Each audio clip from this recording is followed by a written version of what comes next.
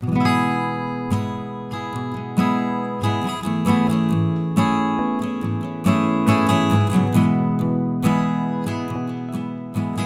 quem ainda não nos conhece assim com mais detalhe, eu, pastor Dalmo, estou aqui desde janeiro. Chegamos em Maringá no dia 11 de janeiro. E a minha vida inteira foi vivida em uma outra igreja. Eu cheguei na Betel com 3 anos de idade e fiquei lá até o ano passado. E estou dizendo isso porque tem a ver com a nossa introdução. Como eu já disse aqui, eu tive uma experiência com relação à igreja muito parecida com a experiência que eu tive com as minhas filhas. Essa penúltima que orou é a minha mais velha, eu tenho 3 meninas. E quando a Ana Isabel chegou, foi uma alegria muito grande para a família. Nós então percebemos como que mudou a realidade de casa, claro que em vários sentidos, trazendo mais responsabilidade, mais deveres, mais obrigações, mas alegrando profundamente a família. E quando a Ingrid engravidou pela 2ª vez, eu tinha um pouco de receio. Vou confessar aqui que nós homens, nós temos esse lado de não ter a conexão que a mulher tem de imediato. Nós, às vezes, tentamos, inclusive, criar conexões. Eu orava, cantava, mas assim, não era aquela coisa do coração ainda. E um dos receios era com respeito ao amor. Porque eu amava tanto a Ana Isabel e eu pensava, será que eu vou conseguir amar outro filho, outra filha da mesma forma? Será que eu vou ter que tirar um pouco do amor que eu sinto por ela para poder compartilhar com essa criança que está chegando? E a minha sensação, não só quando a Laís nasceu, mas quando a Maria Luísa também nasceu, que é a bebezinha de 1 ano, é de que o amor ele não divide, ele multiplica.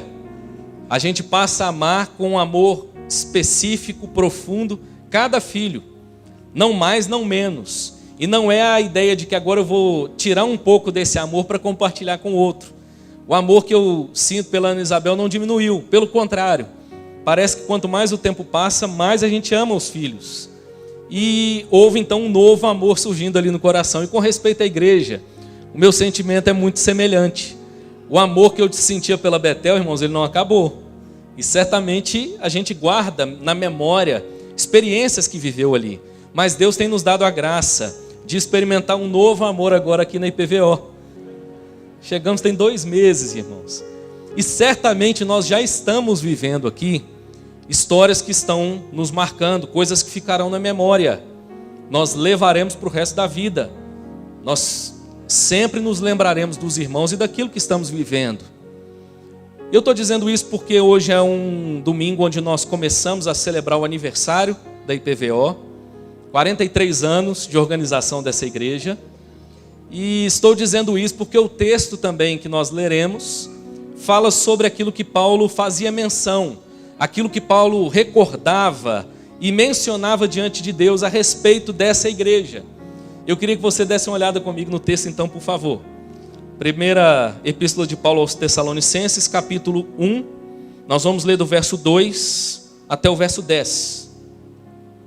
Diz assim a palavra de Deus: damos sempre graças a Deus por todos vós, mencionando-vos em nossas orações, e sem cessar, recordando-nos diante do nosso Deus e Pai, da operosidade da vossa fé, da abnegação do vosso amor, e da firmeza da vossa esperança em nosso Senhor Jesus Cristo, reconhecendo, irmãos, amados de Deus, a vossa eleição, porque o nosso evangelho não chegou até vós tão somente em palavra, mas sobretudo em poder, no Espírito Santo e em plena convicção, assim como sabeis ter sido o nosso procedimento entre vós e por amor de vós.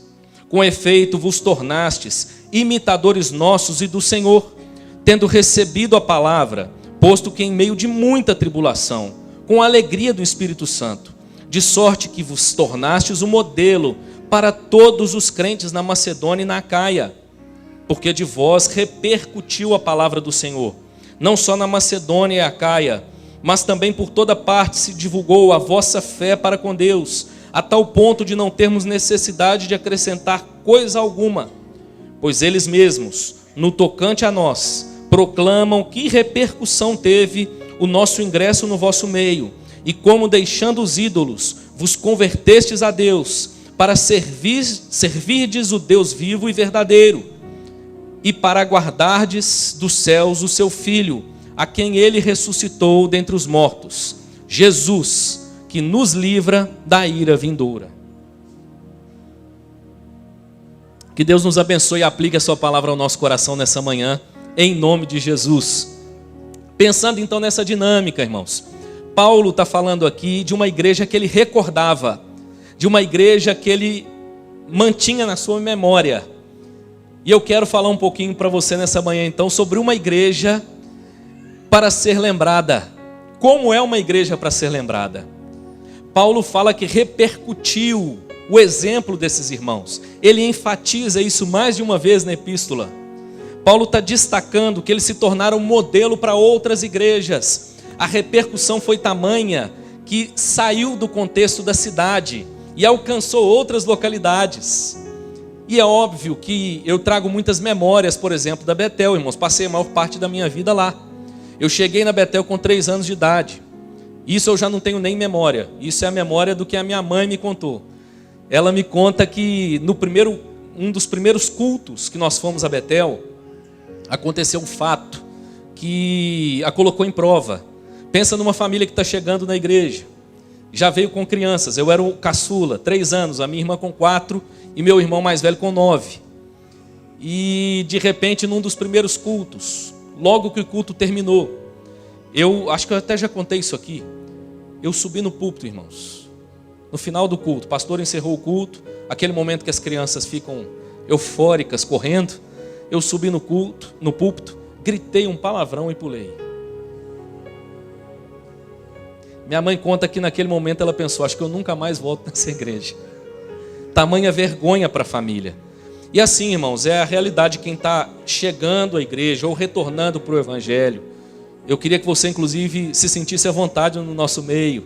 Existem alguns costumes, existem algumas coisas que vão mudando à medida que a gente caminha com a igreja e com Cristo. E certamente, então, foram muitas memórias de lá para cá. Pessoas que Deus colocou na minha jornada.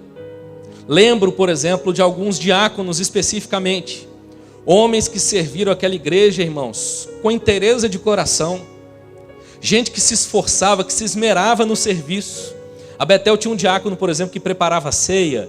Naquela época em que a gente ainda preparava tudo, né? Era tudo bem artesanal. E esse diácono cortava o pão. E o jeito que ele cortava o pão era assim, milimétrico. Tem um pastor amigo que foi diácono antes de pastor, e que um dia perguntou para ele, falou, mas por que o senhor corta o pão tão assim certinho?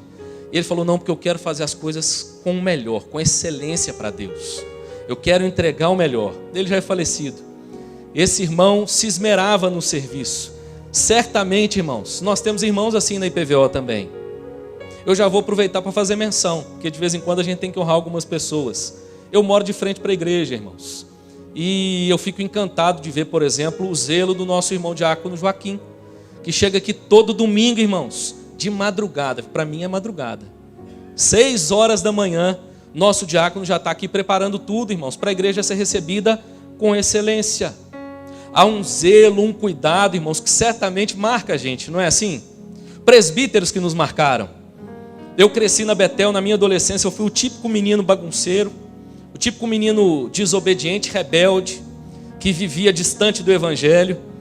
Mas eu vi naquela igreja homens de Deus, gente que zelava pela palavra de Deus, que zelava pela conduta, pelo testemunho cristão, e que me marcaram, que inclusive na minha jornada de vida e de fé, no momento onde eu estava sendo, vamos dizer assim, colocado à prova, e avaliando o meu coração, a minha conduta, avaliando aquilo que eu tinha escutado, se era a verdade do meu coração, eu me lembrava do exemplo desses homens. Homens que amavam as suas esposas, que ensinavam seus filhos a palavra de Deus com zelo, que cuidavam da igreja, pastoreavam a igreja em amor. E certamente nós temos gente assim na IPVO.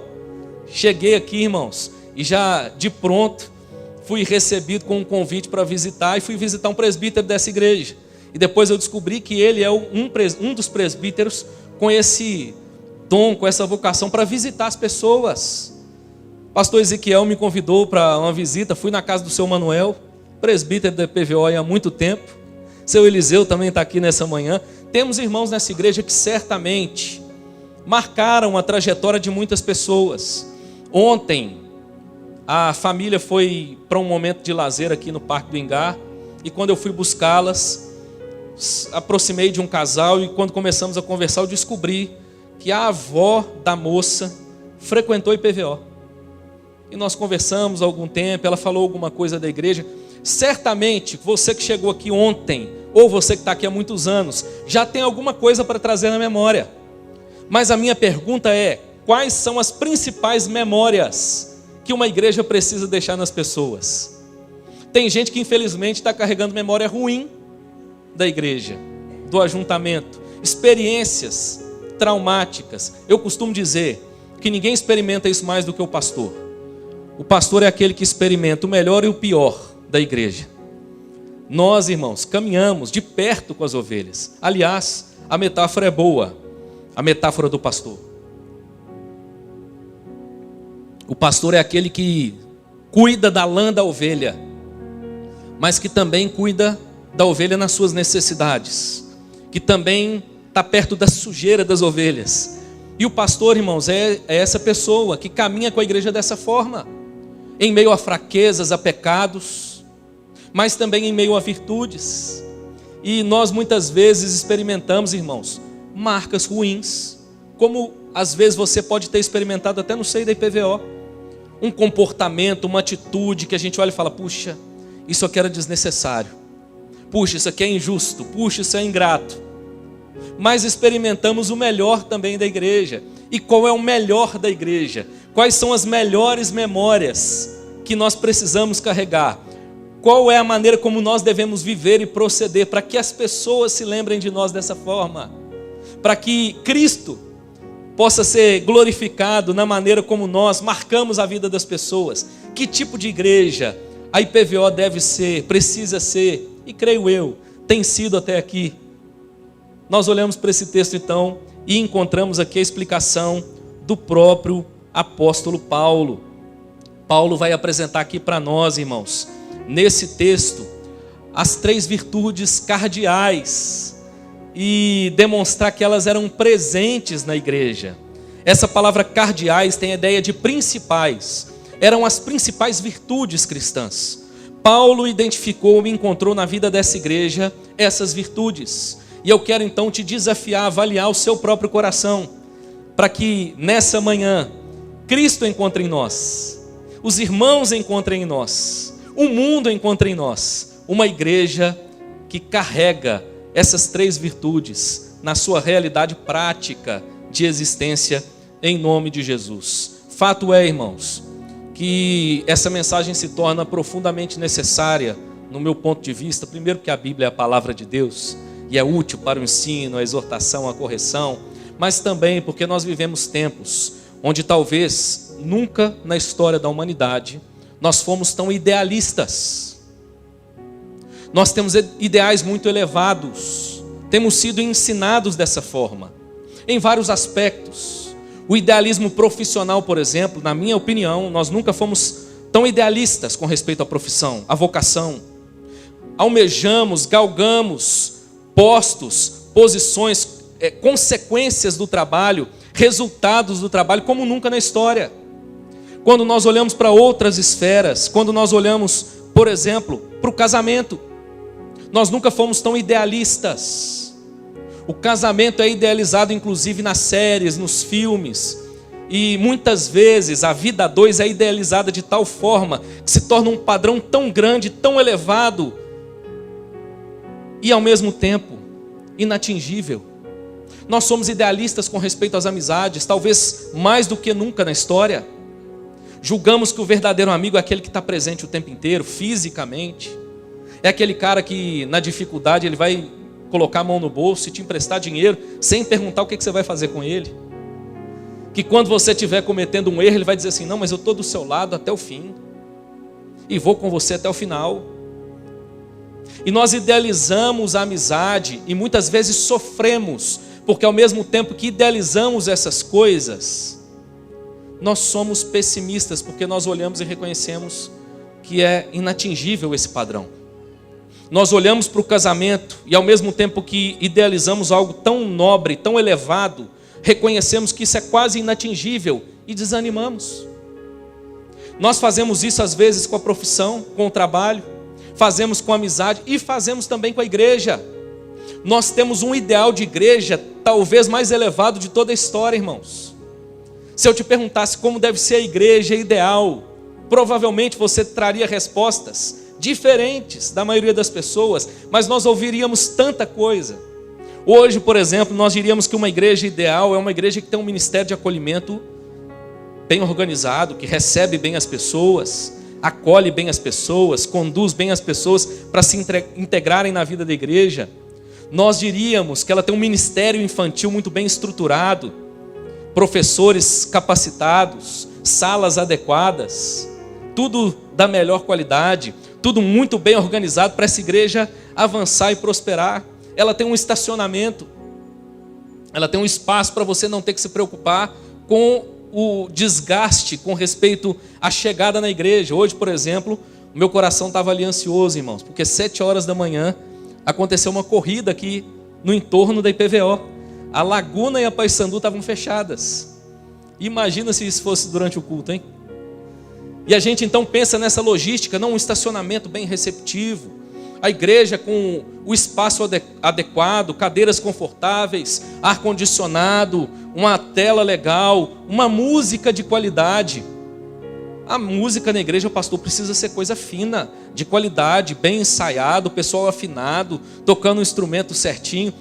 E eu não estou nem dizendo, irmãos, que isso não seja importante, viu? Por favor. Mas a minha pergunta é: será que é isso que Paulo está dando destaque na epístola? E será que é isso que nós devemos buscar para que nós sejamos uma igreja para ser lembrada? Paulo vai chamar nossa atenção para uma realidade mais profunda, da qual inclusive essas coisas podem surgir, mas que vem antes delas. Paulo chama nossa atenção então para as virtudes cardeais da igreja.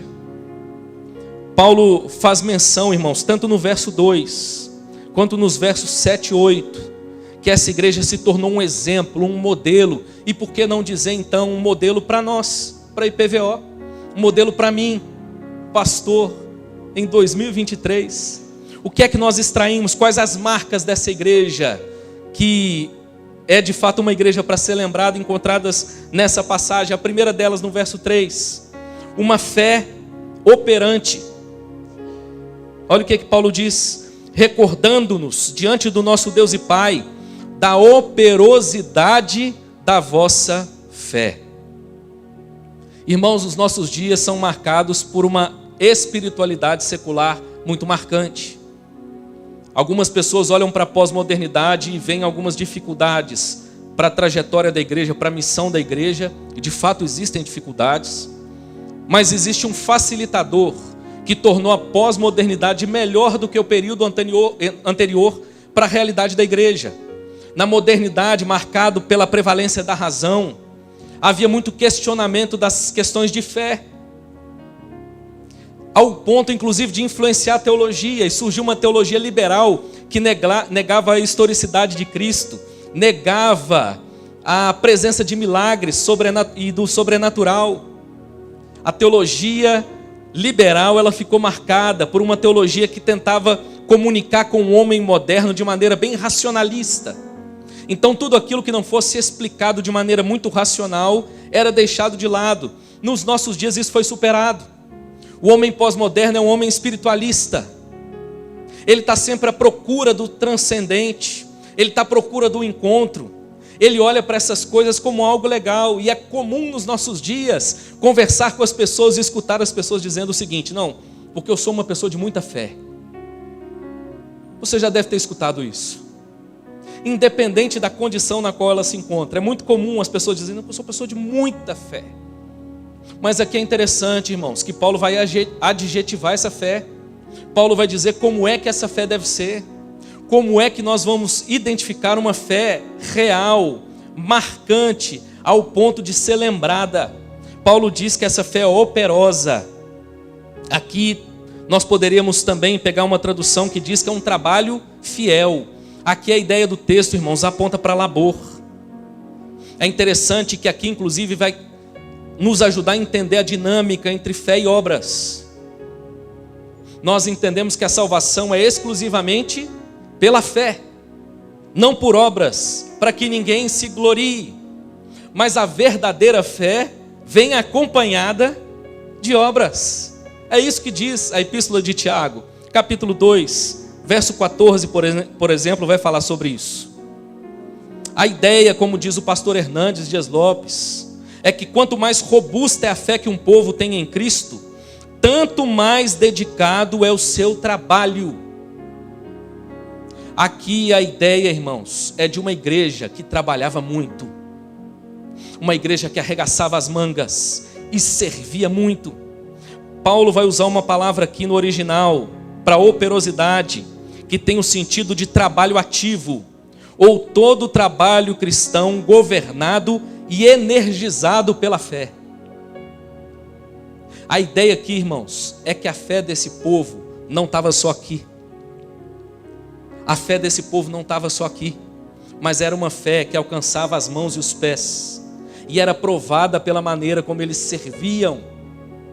Gosto de uma frase do pastor Luciano, que lá na Betel ele citava muito: o evangelho é mais transpiração do que inspiração. Às vezes a gente está esperando um sentimento mais elevado, e ele não vem. Mas a verdadeira fé, meu irmão, tem mais a ver com o suor derramado, com o serviço que é consequência do evangelho, do que simplesmente com um sentimento no coração. Quinta-feira nós seguimos aqui a exposição, a série acerca da paixão de Cristo. E o tema da quinta passada foi a ceia do Senhor. Jesus introduz uma cena muito interessante na ceia. O nosso Senhor, na noite em que ele foi traído, a Bíblia diz que ele se despiu. Ele tomou uma bacia e ele passou a lavar os pés dos seus discípulos. Ele lava os pés, inclusive, de Judas. É interessante, irmãos, porque nós aprendemos ali com Cristo que o verdadeiro evangelho, a verdadeira fé, irmãos, nos faz servir. O evangelho tem a ver com entrega, tem a ver com serviço. É bonito porque quando ele toma a bacia e ele se despe, ali, no momento da ceia, naquela encenação, naquela dramatização, a demonstração da vida e obra de Cristo antes da sua crucificação. Ele veio para servir. O maior é aquele que serve, foi o que ele ensinou. E o serviço dele foi provado pela maneira como ele despiu-se da sua glória para servir a mim e a você, pecadores que somos. E ali ele então se despe mais uma vez diante dos discípulos, demonstrando claramente qual foi a missão do Filho. Ele se despe e serve os seus discípulos. Uma igreja, para se lembrar, irmãos, para se guardar na memória, é uma igreja que tem uma fé que a impulsiona a servir. A minha pergunta para você nessa manhã é: o que você faz hoje que você enxerga como algo feito exclusivamente para a glória de Deus, para serviço ao Senhor e ao seu reino? O que o evangelho já te custou? Essa é a ideia. A verdade do evangelho tocou o seu coração de tal maneira que você agora também se juntou ao grupo daqueles que servem, ou você continua buscando ser servido? Não tem como. Ou nós servimos, ou nós buscamos ser servidos. Essa é a grande realidade do ser humano. Mas essa igreja, irmãos, ela era uma igreja modelo, uma igreja exemplo, uma igreja que Paulo chega a dizer que não tinha mais o que acrescentar. Paulo chega a mencionar isso no texto, verso 8. Mas também, parte B, por toda parte se divulgou a vossa fé para com Deus, a tal ponto de não termos necessidade de acrescentar coisa alguma. Que bonito essa expressão, irmãos. Aqui não é que essa igreja não pudesse ser ensinada, que ela não pudesse avançar e crescer, mas a ideia de que essa igreja servia de tal maneira, a sua fé era operosa de tal maneira, que era notório que esse povo já superabundava em serviço. 43 anos. E PVO, a minha pergunta é: o que as pessoas têm para lembrar de nós? Eu quero ser marcado, irmãos, nos anos em que eu passar nessa igreja, porque um dia vai chegar a hora, não vai? Seja de ir para outra igreja ou de partir para a glória. Eu quero ser lembrado, irmãos, pela maneira como Deus usou a minha vida para servir as pessoas nesse lugar. Pastor, essa é a realidade de todos na comunidade? Não. Pastor, isso te faz desanimar? Não.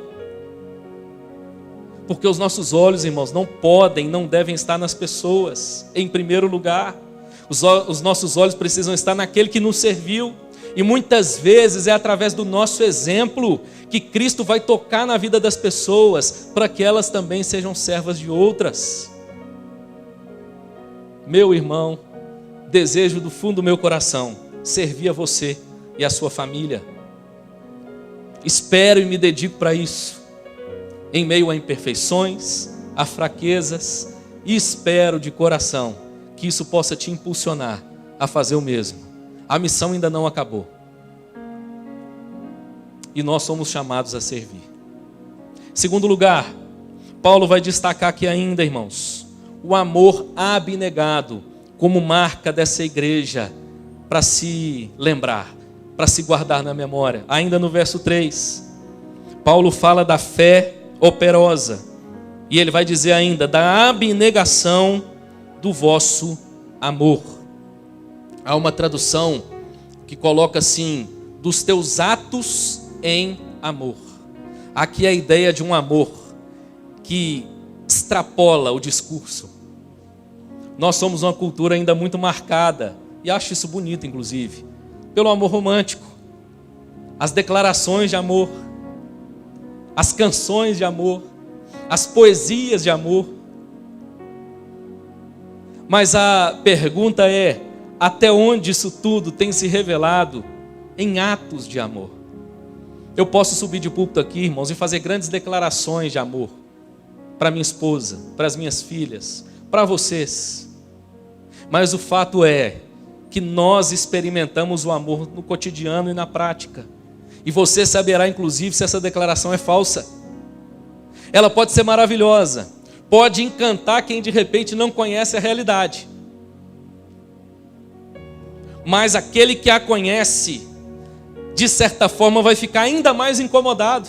Era melhor nem ter discurso. Me lembro de uma história de uma família em específico, irmãos, que eu pastoreei, de um casal. O homem era marcado, era conhecido como um dos mais exagerados nas declarações públicas. Eu confesso, irmãos, que começou a me preocupar. Por que essa pessoa tinha tanta preocupação em mostrar o tempo inteiro publicamente aquilo que sentia pela esposa, o amor que dizia sentir por ela? Até o momento em que eu descobri, irmãos, da maneira mais infantil possível, que aquele homem que fazia grandes declarações de amor tinha outros relacionamentos.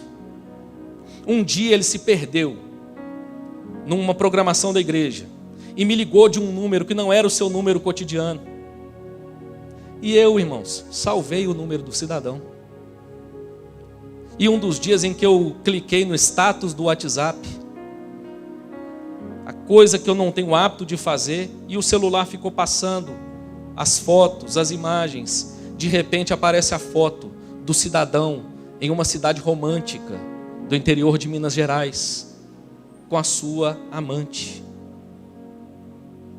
Grandes declarações de amor, mas que não se revelavam em atos práticos de amor. Nós somos chamados, irmãos, mais do que ter um discurso bonito de amor, a experimentarmos um amor na prática. Nós temos sede de amor. O ser humano tem necessidade de amor. E deixa eu te dizer uma coisa: há um Deus que ama. E esse amor de Deus continua se manifestando hoje de maneira ímpar, singular. Sabe onde? Na sua igreja. A minha pergunta é: eu e você estamos entre aqueles que amam de maneira abnegada, que demonstram um amor em atos. As pessoas que têm fome e sede de amor, quando entram nas portas dessa igreja, são saciadas? Espero eu que sim, meu irmão.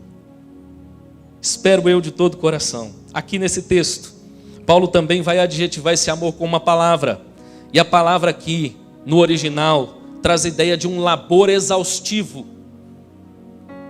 A figura que vai aparecer aqui, ela aponta para a ideia do labor do atleta olímpico, que para alcançar o seu alvo, o seu objetivo, que não é necessariamente a medalha, mas é concorrer da melhor forma possível, entregando o melhor que ele pode entregar. Para ele chegar a esse ponto, ele derrama o seu suor, a exaustão, ele treina exaustivamente, ele treina até o limite da fadiga. Hoje eu vi o pessoal correndo aqui em volta, irmãos. Eu confesso que me deu uma inveja. Tinha gente bem mais velha do que eu olhei e falei assim, meu Deus, o preparo físico está dando de 10. E é bênção, trabalho, atividade física, irmãos. Nosso corpo precisamos zelar do templo do Espírito Santo. Mas precisamos lembrar também daquilo que o apóstolo Paulo diz. O exercício para pouco é proveitoso. Exercita-te antes na piedade. Hoje em dia, irmãos, a gente se entrega para tanta coisa com facilidade. Eu me pergunto se o amor ao nosso corpo, por exemplo, não é uma marca hoje maior na vida de muito cristão do que o amor ao corpo de Cristo. A gente se entrega, irmãos, a gente levanta de madrugada, a gente faz tudo que puder para manter a saúde, para manter a aparência. Mas a minha pergunta é, e os atos de amor? Até onde a gente vai?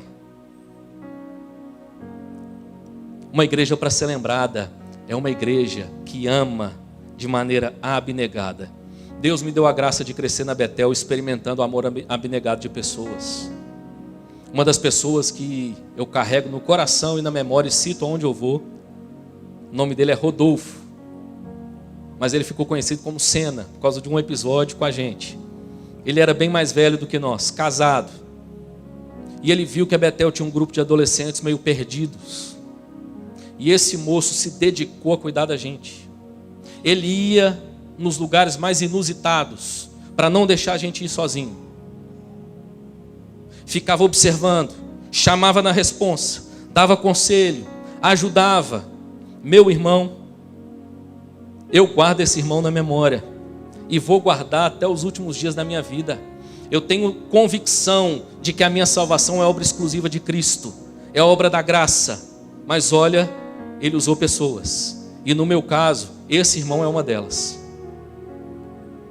A minha pergunta é, até onde a gente tem amado? Nosso amor é abnegado? Nós amamos ao ponto da entrega? A minha pergunta é, o que você já perdeu por amor a Deus e ao seu irmão? É interessante, irmãos, a cultura evangélica tem nos feito ir para a igreja pensando no que a gente vai ganhar. É comum às vezes a gente até convidar as pessoas assim, não, vamos lá na minha igreja no culto, você vai ver que a sua vida vai ser transformada e a gente começa falando daquilo que vai ganhar, e de fato a gente ganha muito. Todos nós que já experimentamos a graça do evangelho, atestamos isso, a gente ganha muito em servir a Cristo, mas o evangelho também nos convida à entrega. Lembra de Romanos, capítulo 12? Rogo-vos, pois, irmãos, que apresenteis os vossos corpos por sacrifício vivo, santo e agradável a Deus.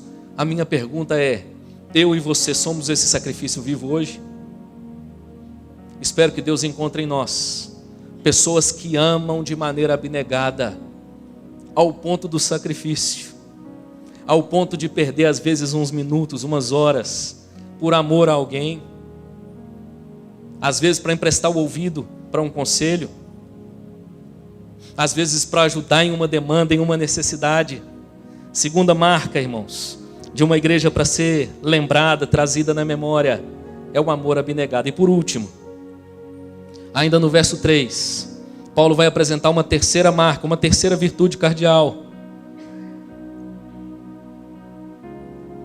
Essa igreja não só demonstrava uma fé operosa e um amor abnegado, mas eles também demonstravam uma firme esperança. Verso 3. Recordando-nos diante do nosso Deus e Pai, da operosidade da vossa fé, da abnegação do vosso amor e da firmeza da vossa esperança em nosso Senhor Jesus Cristo. É interessante, irmãos, que esperança é algo que todo mundo tem. Esperança é o que nos mantém de pé. Esperança é o que nos traz vida, nos mantém com vida. Nós estamos sempre com esperança de algo melhor, de dias melhores. E ouso dizer que essa é a realidade de todo ser humano. Há uma esperança em todos que os mantém com vida e de pé. Mas a pergunta é: a esperança que nós carregamos é como a esperança do ditado? O ditado diz que a esperança é a última que morre, mas ela morre, ela tem fim. A esperança do ditado acaba. A esperança do ditado é semelhante à esperança, por exemplo, de algumas pessoas durante o Plano Collor. Lembram do Plano Collor? Realidade política do nosso país. Há uma decisão e há uma retirada do dinheiro da conta de muitas pessoas. Pessoas tinham depositado ali o dinheiro para passar o resto da vida. E quando eles começaram a gozar agora de uma tranquilidade, vem o governo e passa a mão no dinheiro. É a institucionalização do roubo. Teve gente que ali a sua esperança morreu e ele morreu junto. Até onde vai a sua esperança? A sua esperança está depositada em quê? Paulo vai dizer que esses irmãos marcaram a sua vida porque eles demonstraram a firmeza da sua esperança. Paulo vai usar mais uma palavra aqui no grego, no original, que traz um sentido muito específico. Ele vai adjetivar essa esperança. A palavra aqui traduzida como firmeza, no original, traz a ideia de uma paciência triunfadora. Essa esperança segundo o Evangelho, essa esperança segundo a palavra de Deus, irmãos, ela tem uma característica muito peculiar. Ela não é como o ditado, ela não morre. A esperança do Evangelho, a esperança real, segundo as Escrituras, não a esperança que a gente nutre em coisas que Deus nunca prometeu. Às vezes a gente nutre no coração uma esperança que é da gente, Deus nunca prometeu, e ela pode morrer em algum momento. Mas a esperança que é segundo a palavra de Deus, essa esperança do Evangelho, das Escrituras, irmãos, ela não morre. Ela tem prazo de validade, mas não para morrer. O prazo de validade dela é para se concretizar. É aguardar algo que eu tenho certeza de que eu vou obter no tempo certo. É a convicção de que vai se cumprir. Essa é a esperança segundo o Evangelho. É essa esperança que Paulo diz que encontrou nessa igreja. Um autor alemão comentando esse texto diz que essa palavra no grego é o espírito que suporta as coisas, não com mera resignação, mas com uma viva esperança. Não é alguém que porque não tem como lutar, ele vai deixando então, já que eu não tenho como mudar, eu vou deixar que as coisas caminhem desse jeito. Não, mas é alguém que no seu olhar há um brilho diferente. Há uma expectativa diferente, há uma alegria diferente, porque ele recebeu a graça de uma esperança que é firme, é sólida. Sabe o que isso faz? Isso faz toda a diferença na realidade, no dia a dia, no cotidiano. Era essa esperança que levava os nossos irmãos, por exemplo, mesmo quando eram martirizados, a manterem no seu olhar o brilho e a alegria do nosso Salvador. Os biógrafos dos primeiros mártires dizem que essas pessoas eram mortas, mas que a postura delas era algo marcante. Muitos eram martirizados enquanto cantavam hinos. Muitos eram martirizados com semblante de paz. Há a história, por exemplo, de uma mulher, os jovens estão estudando aí na escola dominical, sobre a história da igreja, a história de uma mulher que até então era muito frágil a sua saúde, e quando ela foi presa, os irmãos temeram por ela, entendendo que ela provavelmente não suportaria a tudo aquilo que iriam infringir sobre ela. Mas a biografia dessa mulher conta que ela então é levada, irmãos, e depois de ser torturada, ela é levada para a morte, e ela encoraja as pessoas, enquanto as outras pessoas eram martirizadas. Ela, presa numa estaca, gritava para as pessoas: fiquem firmes, vocês vão prevalecer, nosso Senhor triunfou, nós triunfaremos com Ele. Irmãos, vivemos num mundo tão marcado por dor e sofrimento, mas ao mesmo tempo, irmãos, nós somos o povo que recebeu de Deus a graça de termos uma firme esperança. Há um mundo, irmãos, perdido, clamando, buscando por uma esperança que seja sólida, e eles seguem trocando a fonte da sua esperança: ideologias políticas, grupos sociais, militância disso, militância daquilo, dinheiro, relacionamentos, e pouco a pouco as suas esperanças vão morrendo. Mas a igreja do Senhor Jesus é a comunidade daqueles que receberam uma firme esperança, que nada, nem ninguém pode retirar dos seus corações. Essa igreja caminhava assim. Desejo de coração que essa seja a realidade da IPVO, em nome de Jesus. Que essa igreja seja marcada, meu irmão, antes de ter tudo isso que eu falei no início: organização, estrutura, planejamento, tudo no seu lugar, que é muito bom, mas seja marcada, em nome de Jesus, por uma fé operosa, por um amor abnegado e por uma firme esperança. E assim, irmãos, nós seremos sal e luz nessa cidade, em nome de Jesus. Olha, e o tempo vai passar, e você vai continuar nutrindo no seu coração saudade do que você viveu e viverá nesse lugar, em nome de Jesus, guardando na memória as virtudes principais. Eu termino voltando lá para 1 Coríntios 13:3, não precisa abrir, onde Paulo também fala dessas virtudes cardeais. E lá Paulo diz o seguinte: 3 coisas na verdade permanecerão: a fé, a esperança e o amor. E a maior delas é o amor. Você já se perguntou por que Paulo diz que a maior delas é o amor? Nós ouvimos aqui sobre essas 3 virtudes, e Paulo destaca entre as 3 o amor. Eu quero te dar 2 respostas para isso. A primeira é porque o amor é um atributo de Deus. A Bíblia diz que Deus é amor, e Deus permanece para sempre, e a maior é o amor, como diz o apóstolo Paulo. Segundo, irmãos, porque o amor, dentre essas 3 virtudes, é o único do qual nós precisaremos na eternidade. Lá, irmãos, não haverá necessidade da fé operosa. O labor já foi feito aqui. A fé, que é a certeza daquilo que nós não vemos, vai passar, porque nós o veremos face a face. Lá não haverá necessidade de uma esperança firme, porque nós estaremos vivendo a concretização da nossa esperança.